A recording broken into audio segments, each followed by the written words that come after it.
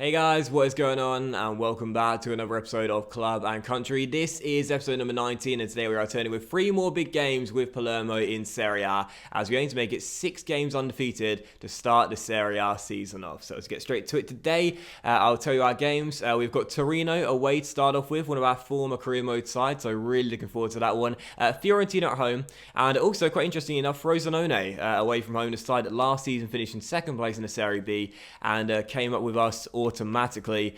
Obviously, as we all know, last night Italy were knocked out of Russia 2018. They failed to qualify, I should say, for Russia 2018 as Sweden beat them in the playoffs. Very emotional night for Italians everywhere, I'm sure, and in particular for Gigi, a heartbreaking way for him to go out, really a legend of the game, if that is how he goes out. But yeah, no European qualifiers today. There are 2 games to come, but they'll come at the start of the next episode against Poland and Norway as well. So 3 games today, they're with the club. Let's get straight to the first one. It's Torino, our former side, away from home. So first game then, and it is Torino away in Turin. I love facing former career mode sides. I'm sure you guys do as well, but it's just so fun to come up against a side you've managed to success before. But they've made a very bad start. 3 defeats in their first 3 games. So hopefully we'll make it 4 from 4 for them today and inflict more misery on Torino. And our team for the game is the one you'd expect to see for most of the league games this season. The 4-1-2-1-2 narrow. We play some excellent football in this setup and a really strong team as we continue to build on this going forward. So very decent team. We got our first win in the last game against Cagliari, so we're able to make it 2 wins from 2 here and make it 4 undefeated games in a row to start off life in the top tier. Let's get to 3 points, and I won't be satisfied if it's just a point. I want all 3. So early free kick here for Palermo. A couple of early shots in the game, but still nothing meaningful so far. But chance here for us to test Sirigu from about 20 yards. Cutrone standing over it with a 43 free kick accuracy. And looking down the list here, there's not many with better stats. We'll give it to Barella. Now, I can't take free kicks, so I don't expect much here, but I'll try and bend it over the wall and into the top corner if I can. That's not a bad effort, and it's gone in as well. Now, what did I just say a moment ago? I can't take free kicks, but Nicolo Barella has given us the lead with our first free kick goal of the series. You guys voted to make him captain, and it's the captain's influence that gives us the opening goal of the game. And I love these multi-angle replays, I really do. Barella with the strike, past Sirigu and into the back of the net. And I'll tell you, he's our captain in this Palermo team due to your vote. And I'll tell you this right now, this guy's got a bright future with Palermo and the Italian national team as well. We'll be making big changes like we discussed in the last episode, and I think this guy, who's had a great start to our 2nd season, is going to make the squad the next time I have to call them up. He's had a great start this season, and it's 1-0 to Palermo. Referee, you are joking. That's never a free kick. And more importantly, is your watch broke or what? How is it still going on this first half? We've been in the added time for about 5 minutes in real time, let alone in game time, as still the game continues, and still the first half has not come to a close yet. And if that shot went in, I would have been absolutely livid. I'll tell you this right now, we were playing for like 10 in-game minutes there, and thankfully we held on. Had they scored from that, that would have been total injustice. It's always a minimum of minutes, don't get me wrong, but that was like 10 in-game minutes there, when it was only supposed to be a minimum of 2.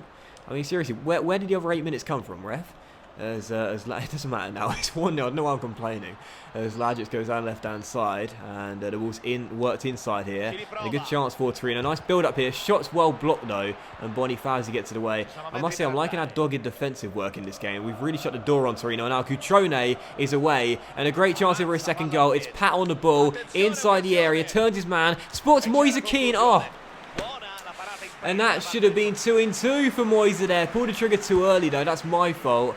And still 1-0. I don't have the composure with Moise Keane. I really don't. With any other striker, I've got more composure. But with Keane, I can't keep my composure at all. As Lofaso lets fly. Oh, just off target. Almost there, approaching the final whistle. Our defense has been stellar in this game. Just need to hang on for an extra 1 minute of normal time and 26 minutes of stoppage time, according to this referee, as Keane is on the ball and plays it inside to Dallamonte, and Dallamonte finds Capone. Oh, shot deflected by Fernandez and away. Our finishing has been dreadful in this game, and if we don't hold on, that's what will be our downfall. But we do hold on and get the win, and it is back-to-back victories for Palermo in the Serie A for the first time, and I'm just delighted, and no surprise the cameras pan to our defensive boys as we hold on for the clean sheet and get the win as well. Delighted. You know, this was a really interesting battle, a really intriguing affair where both teams had chances, but the finishing was terrible for the most part, really. But the people's captain, Nicolo Barella, separated the sides with a free kick. And I rarely ever get to celebrate a win for a free kick, so I will have a cheeky little fist pump there. But we'll give him man of the match, though, 100% passing and scoring that lovely goal as well. Listen, he may be the only Palermo representative in the next Italy squad, but I'm sure he'll be the first of many if that is the case, because he's definitely getting called up. He's had a great start to the season, and we love this kid, and we really, really do. Also, just for the game as well, I'm going to pick my Italy squad right now and make those changes right now. And I'm actually really excited for this, to pick a really youthful Italian squad. I said there'll be major changes. Let's go and do it. So I'm going to take out a Story. He's 31 years old. He is going to leave. We're going to bring in Romagnoli, who, as we know, is a very good young talented centre-back. He's just 23 years old. We're going to go ahead and take out, I like our strikers, but I'll take out Marchisio, who's going to be injured from the next squad anyway, and I'll bring in Jorginho, who's 6 years younger. We said that we want to go ahead and put in Barella, so I think I might take out Bonaventura, who I believe is 29 years old. Yeah, 29 years old. We'll take him out. That's not old, but we do want a very youthful squad, so we'll take him out, and we will put in Barella. There he is right there. So our first ever Palermo player called up to the squad. Delighted with that. What other changes can I make, I wonder? Alright, so I'm also going to replace Viviano, who's 32 years old, for Alex Meret, who is, 21 years old? There we go. And I'm also going to go ahead and put in Barreca in place of Darmian, who I do actually really like, because he can play on either side. But Barreca will be the starting left back from now on, I think.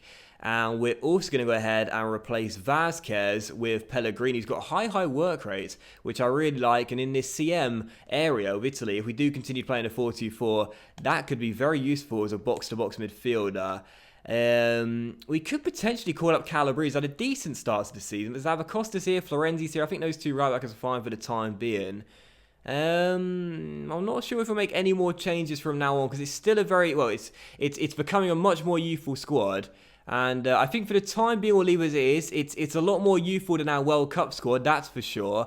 And we're making those changes. The players we're looking for now are the younger ones with better potential. And whilst there are some senior players in this squad, this is a much more youthful side. The transition has definitely started. Let's gradually keep it going. But for the time being, I'm liking that score for those Euro qualifiers. Let's confirm that. That'll be our score for the next two games. The average age of this Italy squad has dropped significantly, with the players we've called up to replace players in their 30s or their late 20s. And I must say, I'm liking this a lot. I really, really am. We'll have Jorginho on the bench, actually, ahead of Soriano. And I don't think we'll make many more changes to that. But even though you look at this squad right now, and you might say it looks worse than the squad we had in the World Cup, and also worse than the squad we had in our first two Euro qualifiers against Germany and Austria, what I'm looking at right now is the average age of this team, the average age of the players called up to the squad, and the potentials of quite a few of these players as well. Look, we want to bleed them into the team gradually. We want to do that. It's more natural. But as I said in the last episode, I don't think we have the time.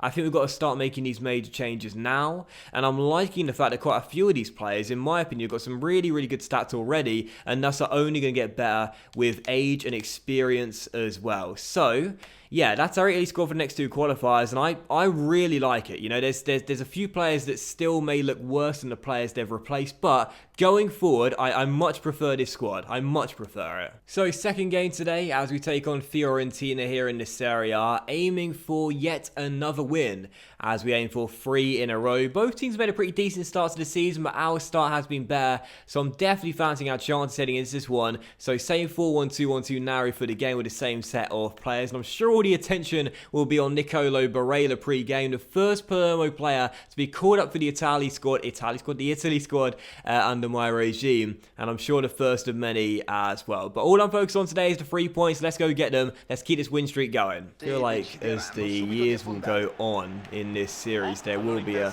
lot of Palermo players making the grade, as this guy will probably be one of those players, as Cutrone gives us the lead straight away. But I don't want to go full throttle straight away and just put everyone in. Now, I'm sure some of you guys might be sitting there thinking, now, obviously there's many players in this team that could definitely be in the squad already, but I want to do it, I wouldn't say, let's say naturally, but I want to do it quite casually. As we bring in Palermo players into the squad, I want them to deserve a place in the squad before they get called up. You know, I don't want to just put them in willy-nilly. I want to make sure they deserve a place in this Italy squad before they are selected. Barella definitely deserves it. I think Cutrone is definitely bordering on the verge of deserving a place as well. But yeah, it's really important to me that as the save goes on, it's not a realistic thing, but I just think it's better to do it this way than just putting every player in, even though I could if I wanted to. Mandragora and Bonifazi are impressing early this season, and I am loving our new number 99. I tell you, he's been a rock to start this season off, and that makes me feel a lot better about paying someone almost 50 grand a week here in our first season in the top flight. He's been absolutely brilliant. As this attack started from his interception at the back there, and Lofaso is away and looks to roll it inside to Moise Keane, and this should be 2, and it is, and Moise Keane has made it 2 in 3, and is this guy back to his best? An assist for Cutrone's goal in the first half, and now his second goal of the season as well. It's 2 for Palermo, 25 minutes to go, and as things stand, we're on course for 3 wins from 3. That all started from Mandragora's tackle at the back as we built up a chance, and Moise Keane finished it. It's 2 in 3 for our number 14, and I'm delighted to see him once again looking like he might be recapturing that goal scoring form he showed at the start of last season pre-injury. Just got to keep this up here, keep up this intensity, try and get a third goal if we can, as Melagorni's on the ball and finds Keane, and this could be that third goal, and there it is. There it is, Moise Keane gets his second today. It's 3-0 to Palermo. This is more like it from Moise, and this has been an amazing start for Palermo. What a fantastic beginning. Fiorentina surrendered possession, Melagorni rolls it through, and Moise Keane drills one across Dragowski's body into the far corner. 3-0, 3 for Moise. This is scintillating stuff from the lads from Sicily. Approaching the final whistle. If Fiorentina score now, it would just be a consolation, but I don't want him to get a consolation goal. I want a clean sheet as Bonifazi miskicks the ball, but Mandragora gives it to Satola, and that should be the game. And there it is, 3 for Palermo, 3 points in the bag.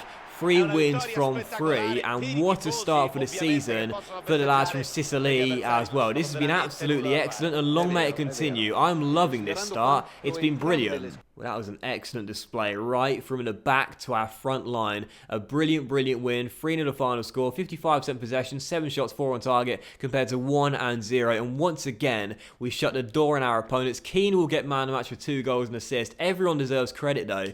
But I gotta say, for Mr. Mandragora, I'm stunned he had a lower rating than Bonifazi, but they both played especially well. And I'm loving this kid, man. I'm absolutely loving him. But again, the whole team played so well in this game. It was a really, really great effort. But again, Keane does get man of the match. But for Palermo, the fantastic start continues. You know, this season, I was saying I'll be totally content with just avoiding relegation. Sod that. Mid-table is what the board want. And if we don't get that, I'll be thoroughly disappointed. This has been an amazing start. However, just before our third and final game today against Frosinone away, we do have a monthly scouting update from our Portuguese scout based in Italy, and also an academy update as well. We'll take a look at a couple of players here and see how good they are after a couple of months worth of scouting, plus some newbies as well. Also, I do want to say, in my Huddersfield CM episode 50, I briefly touched... Is it only 1 month for all these boys? I thought it was 2 months. Okay. I briefly touched on the fact that I don't seem to see any players getting poached away by other clubs anymore. Now, you guys let me know that unlike what I initially thought, is that they're taking that feature out of the game. It still does happen, but either I'm getting extremely lucky or it's extremely rare nowadays. Because again, I still don't recall even one youth player in our scouting updates ever getting poached away, which is good for me, but interesting regardless. But Romano still looks pretty decent, 85-91 potential, so we can assume he probably has the exciting prospect tag. And at 53 overall, that's really poor, but he probably will get a contract at some point, because I'm loving some of those technical stats already on a 17-year-old, including 88 ball control on a 53 rated player. Now that is something special. Oh, and isn't this a good email to get? For the first time ever, players leaving on international duty. These players not available for the club. Nicolo Barella, selected by Italy. Absolutely love it. And I may not have shown you the squads we assembled during the first qualifiers this year, but now that Palermo players are represented, you will be seeing every single squad I select from here on out. It happens in every CNC save. I don't bother showing you the squads if none of my club players are selected, but from here on out, as there's presumably going to be at least one Palermo player in every squad, you will see the squads I select. And feel free to let me know in the comment section down below if you think anyone else deserves call-ups as well. So third and final game then, it's now time for Frosinone, who last season were our closest competitors for the title in the Serie B. And this was the fixture last season where Moise Kean did suffer that injury, which surely meant that any chance of him winning the Golden Boot had gone after it totally ruined his goal-scoring form. But hopefully, after 2 goals in the last game and 3 in the last 3 as well, this is the game where it's redemption and revenge. It's Frosinone, it's away from home, we're going in search of our 4th straight win. Let's get the job done and end today's episode perfect with 3 wins from 3. Come on. Has Kean put those demons behind him? Are Frosinone going to play Hacker Moise going into this game? Or neither of those things going to happen, and it'd be a 0-0 draw. Who knows? As Lofaso finds Satola on left-hand side. The first chance could fall early. Took it in his stride there. Satola did very well and crossed to the back stick, and there is Kean. Oh no! Wide the post into the side netting. I thought that was the first goal there. 6 minutes in, Satola hung up the cross perfectly, and Kean, it was a tight angle, but sadly just couldn't squeeze it in the back stick there.